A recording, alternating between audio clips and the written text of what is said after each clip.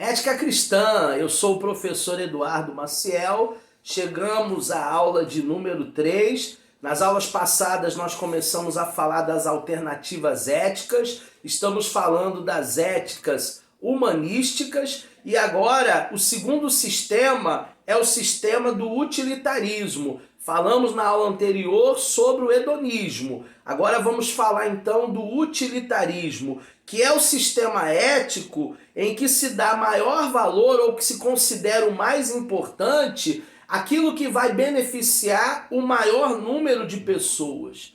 Em outras palavras, o certo é o que é útil nesse sistema. O que é útil, o que favorece o maior número de pessoas, é aquilo que é certo. Essa é a motivação dessa alternativa ética humanística dentro do sistema que é o sistema do utilitarismo. Então, se uma escolha produzir felicidade para a maior parte das pessoas, essa escolha então será a correta. Decisões certas são aquelas que produzem resultados, são aquelas que produzem soluções, são aquelas que produzem até números. Então, muitas vezes, até o mercado, ele vai usar, ele vai se valer de uma ética utilitarista, porque aquilo que tem valor é aquilo que traz resultado, é aquilo que traz lucro. Um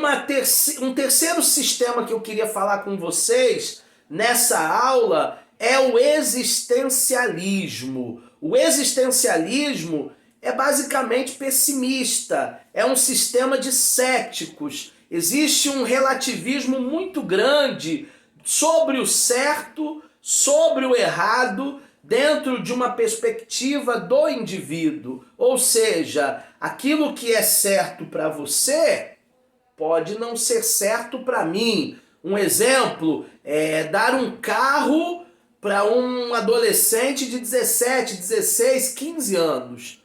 Para mim, não é o correto, porque o correto é a partir de 18 anos, quando ele estiver habilitado, quando ele fizer autoescola. Mas muitos pais dão um carro para menores de idade. Essa é uma ética existencialista. É errado para mim, mas não é errado para ele. Pessoas influenciadas pelo existencialismo tentarão viver a vida com toda intensidade, tentarão curtir a vida adoidado e vão tomar decisões muitas vezes equivocadas. O existencialismo, como esse sistema ético dominante na nossa sociedade dos dias atuais, é o que mais impera. O que você vê em todas as partes aí são pessoas existencialistas, são pessoas que não vivem, na realidade, como se não tivesse amanhã, como se o mundo fosse acabar hoje. Por exemplo, um homem que não é feliz no seu casamento, ele pode ter um romance com uma outra mulher, ele pode até se sentir bem com uma outra mulher, e isso geralmente recebe a compreensão e a tolerância da sociedade, porque a sociedade ela de certa maneira, uma sociedade que vive nesse sistema do existencialismo. Eu queria falar também, aproveitando essa videoaula para nós fecharmos o assunto, sobre uma segunda alternativa ética. Já falamos aí da humanística. Agora eu queria falar da segunda, que seria a ética natural. Esse nome natural ou ética naturalística, ele toma como base os processos da natureza. O certo é aquilo que é natural. E a natureza, ela vai ensinar, dentro dessa alternativa ética, que aqueles que devem sobreviver são os mais aptos, são os mais fortes. Na realidade, quem não deve permanecer são os mais fracos, são os doentes, são os velhos, são os debilitados. Eles tendem a cair, eles tendem a desaparecer na medida que a natureza vai evoluindo. Então essa alternativa ética, ela é uma alternativa de seleção. É a lei do mais forte, é a lei do mais capaz, é a lei do mais apto. É isso que é certo, é isso que é bom.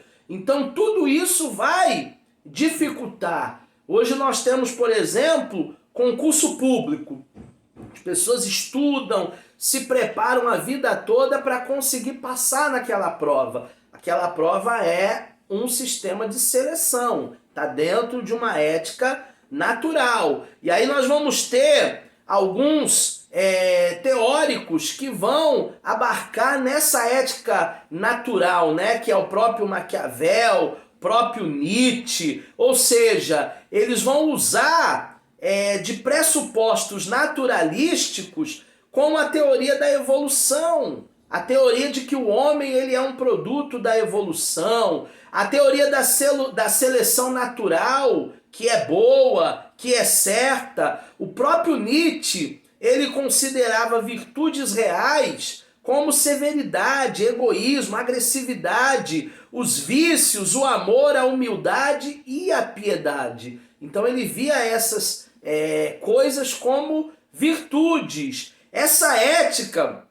ela influencia a sociedade moderna. Nós estamos imersos na sociedade moderna, regidos por uma influência naturalística. E aí muitos vão dizer, tem que haver a eliminação do mais fraco, dos menos aptos, tem que legalizar o aborto, tem que legalizar a eutanásia. O próprio nazismo, ele também bebe dessa fonte aqui, dessa ética naturalística, porque o nazismo, durante muito tempo, eliminou os doentes mentais, esterilizou os inaptos biologicamente, buscava uma raça pura, uma raça germânica, que seria uma raça dominadora. Eles justificavam que os judeus eram o elo mais fraco, por isso o extermínio. Então os cristãos, eles entendem essa ética naturalística, mas não legitimam. Nós não legitimamos essa ética naturalística, até porque a natureza do homem é uma natureza caída. O homem foi descaracterizado, desvirtuado. Isso é resultado da humanidade distante do seu Criador. Essa foi a nossa aula de número 3. Bons estudos, continue conosco.